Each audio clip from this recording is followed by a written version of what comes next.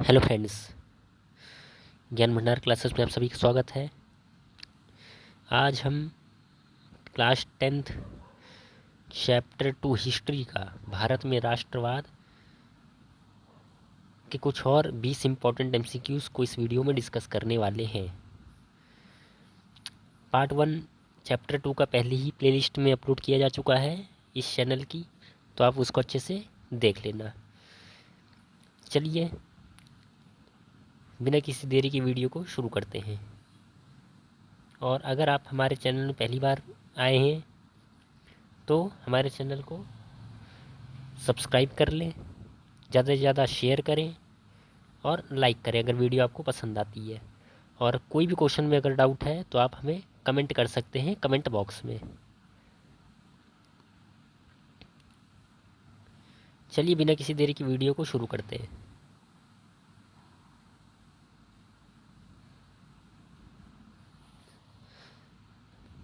चलिए, आपका पहला क्वेश्चन है। पहला क्वेश्चन, निम्नलिखित में से कौन सा गांधी जी द्वारा सहयोग आंदोलन को वापस लेने का कारण था?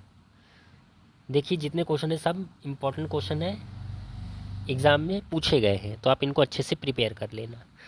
निम्नलिखित में से कौन सा गांधी जी द्वारा सहयोग आंदोलन को वापस लेने का कारण था? गांधी जी ने असहयोग आंदोलन को वापस क्यों लिया था, क्या कारण था उसका? ऑप्शन से आपके ब्रिटिश सरकार का दबाव, ऑप्शन बी दूसरा गोलमेज सम्मेलन, ऑप्शन सी गांधी जी की गिरफ्तारी, ऑप्शन डी चौरी चौरा घटना की घटना। तो असहयोग आंदोलन को वापस क्यों ले लिया था? चौरी चौरा घटना के कारण उन्होंने ले लिया था। चलिए क्वेश्चन नंबर 2 देखते हैं। क्वेश्चन नंबर 2 है, बाबा रामचंद्र एक सन्यासी थे बाबा रामचंद्र, निम्नलिखित में से किस आंदोलन के नेता थे? ये इंपॉर्टेंट क्वेश्चन है, ये पूछा गया एग्जाम में। तो बाबा रामचंद्र एक सन्यासी निम्नलिखित में से किस आंदोलन के नेता थे? आपको बताने हैं। खिलाफत आंदोलन के, आंध्र प्रदेश के उग्रवादी गुरिल्ला आंदोलन के, ऑप्शन सी अवध के किसान आंदोलन के, ऑप्शन डी असम में बगान मजदूर आंदोलन के। तो आंसर है आपका ऑप्शन सी। जो रामचंद्र जी थे, बाबा रामचंद्र, वो अवध के किसान के आंदोलन के नेता थे। एग्जाम में पूछा गया है, आप इसको अच्छे से प्रिपेयर कर लेना, नोट कर लेना। चलो क्वेश्चन नंबर 3 देखते हैं। क्वेश्चन नंबर 3 है, अवध किसान सभा, ये भी पूछा गया है। अवध किसान सभा की स्थापना किसने की थी? अल्लूरी सीताराम राजू, जवाहरलाल नेहरू और बाबा रामचंद्र, ऑप्शन सी जवाहरलाल नेहरू और शौकत अली, ऑप्शन डी महात्मा गांधी। तो अवध किसान सभा की स्थापना किसने की थी? जवाहरलाल नेहरू और बाबा रामचंद्र ने की थी। ऑप्शन सी करेक्ट है, ऑप्शन बी करेक्ट है, थोड़ा मिस प्रिंट हो गया है। ऑप्शन बी करेक्ट है, जवाहरलाल नेहरू और बाबा रामचंद्र ने की थी। इसका आंसर ऑप्शन बी है। चलिए क्वेश्चन नंबर 4 देखते हैं। क्वेश्चन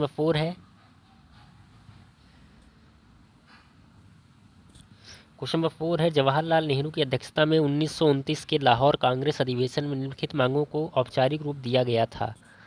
किस कारण दिया गया था? नमक कर का उन्मूलन, पूर्ण स्वराज या पूर्ण स्वतंत्रता, साइमन कमीशन का बहिष्कार या दलितों के लिए पृथक निर्वाचिका। तो जवाहरलाल नेहरू की अध्यक्षता में 1929 में एक लाहौर कांग्रेस अधिवेशन हुआ था। इसमें कौन सी मांग रखी थी? पूर्ण स्वराज की मांग रखी गई थी। किसकी मांग रखी गई थी? पूर्ण स्वराज की मांग रखी गई थी। ऑप्शन बी करेक्ट है, ये पूछा गया एग्जाम में। चलिए क्वेश्चन नंबर 5 देखते हैं।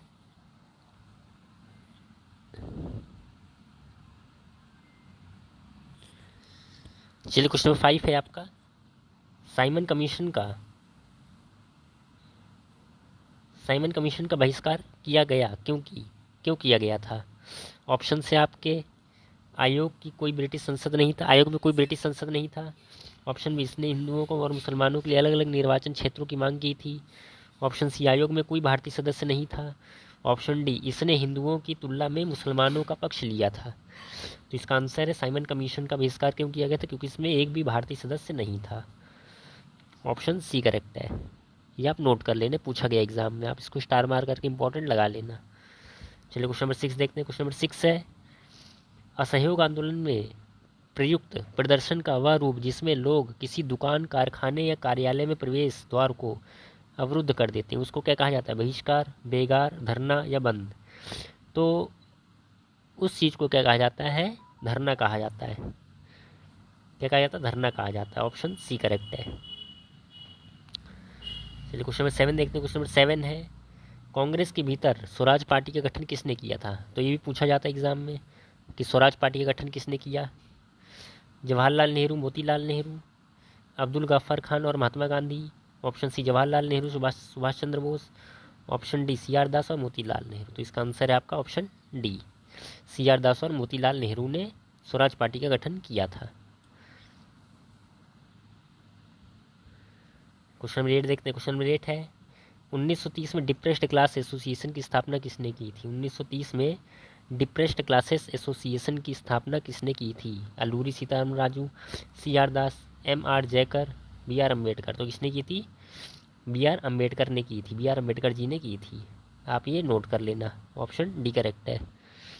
डिप्रेस्ड क्लास एसोसिएशन की स्थापना की थी, कब की थी? 1930 में। डेट भी याद आप डेट भी याद रखना, ये एग्जाम में पूछे जाते हैं। चलिए क्वेश्चन नंबर 9 देखते हैं। क्वेश्चन नंबर 9 है, क्वेश्चन नंबर 9 है, किस पार्टी ने वर्ष 1921 में हुए परिषद चुनावों का बहिष्कार किया था? 1921 में हुए परिषद चुनावों का बहिष्कार किस पार्टी ने किया था? स्वराज पार्टी ने, जस्टिस पार्टी ने, मुस्लिम लीग ने, कांग्रेस पार्टी। तो किसने किया था? जस्टिस पार्टी ने किया था। ऑप्शन बी करेक्ट है। ये भी एग्जाम में पूछा गया है, तो ये नोट कर लेना आप। चलो क्वेश्चन नंबर 10 देखते हैं। क्वेश्चन नंबर 10 है, बेगार शब्द से आप क्या समझते हैं?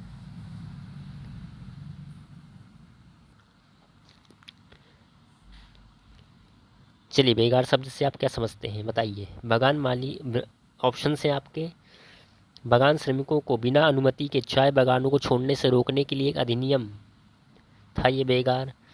प्रथम विश्व युद्ध के दौरान ग्रामीण क्षेत्रों में सैनिकों की जबरन भर्ती, इसको बेगार कहते थे। ग्रामीणों को बिना किसी भुगतान के योगदान करने के लिए मजबूर किया जाने वाला श्रम ये था। या लोगों के साथ व्यवहार करने और जुड़ने से इनकार करना, या विरोध के रूप में गतिविधियों में भाग लेने से इनकार करना था। तो बेगार क्या था? ग्रामीणों को बिना किसी भुगतान के योगदान करने के लिए मजबूर किया जाने वाला जो श्रम था वो था बेगार। ग्रामीणों को बिना किसी भुगतान के योगदान करने के लिए मजबूर किया जाने वाला श्रम था।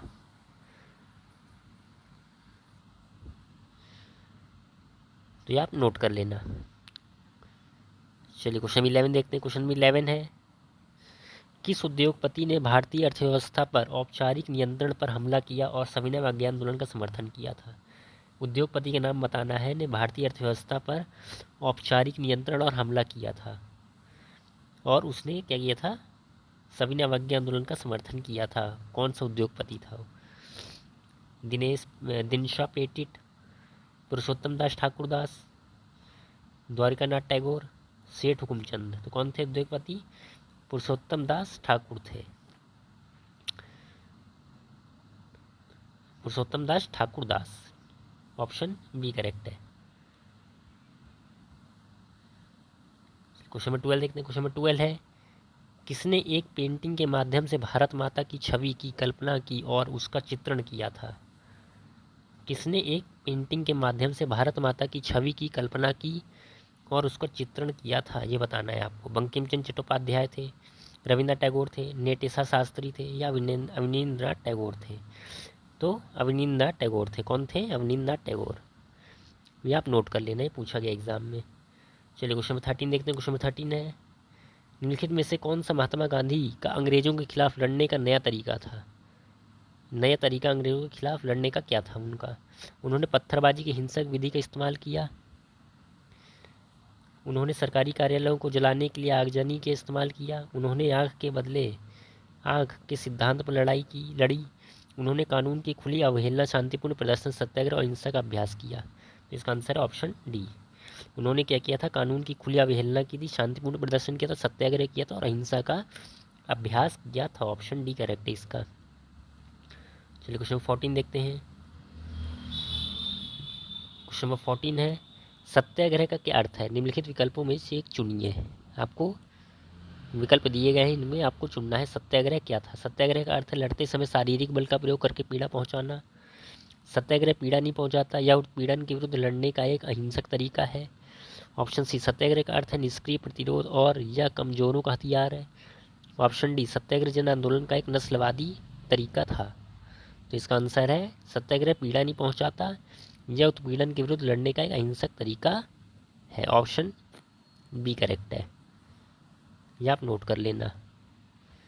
चलिए क्वेश्चन 15 देखते हैं। क्वेश्चन 15 है, रॉलेट एक्ट लागू करने का उद्देश्य क्या था। रॉलेट एक्ट क्यों लागू किया था, उसका उद्देश्य क्या था। रॉलेट एक्ट ने भारतीयों को प्रशासनिक सेवा के लिए अर्हता प्राप्त करने से मना कर दिया था। ऑप्शन बी, रॉलेट एक्ट ने भारतीयों को राजनीतिक भागीदारी के अधिकार से वंचित कर दिया था। ऑप्शन सी, रॉलेट एक्ट ने उन भारतीयों पर अतिरिक्त कर लगा दिए जो पहले से ही करों के बोझ तले कराह रहे थे। या ऑप्शन डी, रॉलेट एक्ट ने सरकार को किसी भी व्यक्ति को बिना किसी कानूनी अदालत में मुकदमा चलाए और दोष सिद्धि के जेल में डालने का अधिकार दिया था। तो रॉलेट एक्ट क्या था, इसमें सरकार किसी भी व्यक्ति को बिना किसी भी कानूनी अदालत में मुकदमा चलाए दोष सिद्धि के जेल में डालने का अधिकार दे दिया था। इसका आंसर है ऑप्शन डी।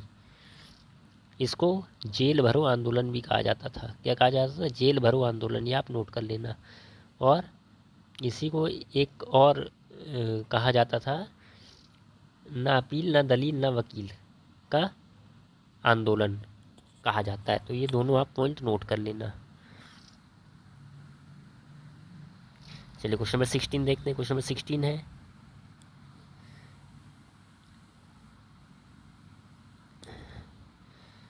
क्वेश्चन नंबर 16 है, जनरल डायर ने जलियांवाला बाग में एक शांतिपूर्ण प्रदर्शन पर गोली चलाने का आदेश क्यों दिया था।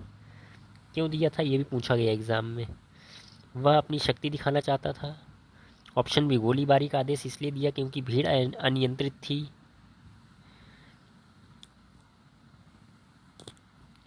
ऑप्शन सी, क्योंकि उसका उद्देश्य जैसा कि उसने बाद में घोषित किया सत्याग्रहियों के मन में भय पैदा करने के लिए नैतिक प्रभाव उत्पन्न करना था।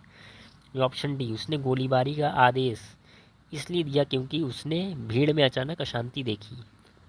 तो इसका आंसर ऑप्शन सी। क्या है, ऑप्शन सी। ये थोड़ा टाइप मिस्टेक हो गई है। ऑप्शन, क्योंकि उसका उद्देश्य जैसा कि उसने बाद में घोषित किया सत्याग्रहियों के मन में भय पैदा करने के लिए नैतिक प्रभाव उत्पन्न करना था, यानी वो चाहता था कि लोगों के मन में भय पैदा कर दिया जाए। ठीक है, चलिए क्वेश्चन नंबर 17 देखते हैं। क्वेश्चन नंबर 17, निम्न में से किस वायसराय ने अक्टूबर 1929 में भारत के लिए डोमिनियन स्टेट की अस्पष्ट पेशकश की घोषणा की।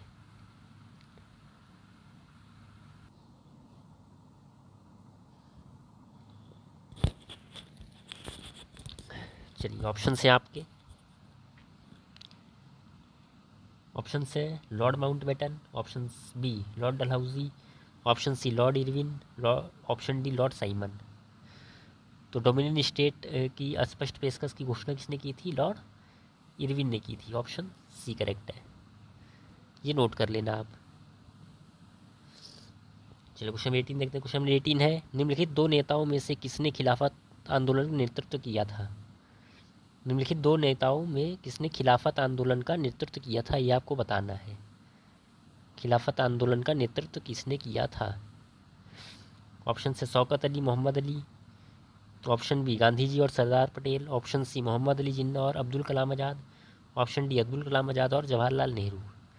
तो खिलाफत आंदोलन का नेतृत्व किसने किया था, शौकत अली और मोहम्मद अली। ये दोनों अली बंधु थे, अली बंधु के नाम से जाने जाते थे। ऑप्शन ए करेक्ट है इसका, ये नोट कर लेना। चलिए क्वेश्चन 19 देखते हैं। क्वेश्चन 19 है, स्वराज पार्टी का गठन कहाँ किया गया। ये भी इम्पोर्टेंट क्वेश्चन है।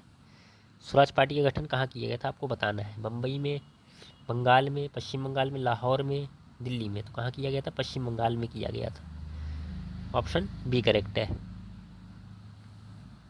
चलिए क्वेश्चन नंबर 20 देखते हैं। क्वेश्चन नंबर 20 है, दिसंबर 1929 में कांग्रेस का अधिवेशन कहाँ हुआ था। 1929 में दिसंबर में कांग्रेस का अधिवेशन कहाँ हुआ था, बताना है। दिल्ली में, बॉम्बे में, लाहौर में, नागपुर में। तो दिसंबर 1929 में कांग्रेस का अधिवेशन लाहौर में हुआ था। कहाँ हुआ था, ऑप्शन सी करेक्ट है। तो फ्रेंड्स, ये थे कुछ हमारे 20 इम्पोर्टेंट MCQs पार्ट 2 के। अगर आपको वीडियो पसंद आई हो तो आप इसको लाइक करें, शेयर करें ज़्यादा से ज़्यादा और सब्सक्राइब कर लें और बेल आइकन को भी दबा दें, ताकि जितनी वीडियो डालूँ आप तक आसानी से पहुंच जाए। और अगर आप UP, TGT, PGT, LT, GIC या किसी भी कॉम्पिटिटिव एग्ज़ाम की तैयारी कर रहे हैं तो अभी हमारे चैनल में ज्वाइन हो जाए, क्योंकि हमारे चैनल में सभी कॉम्पिटिटिव एग्ज़ाम की तैयारी कराई जाती है। चलिए मिलते हैं अगली वीडियो में। Thank you.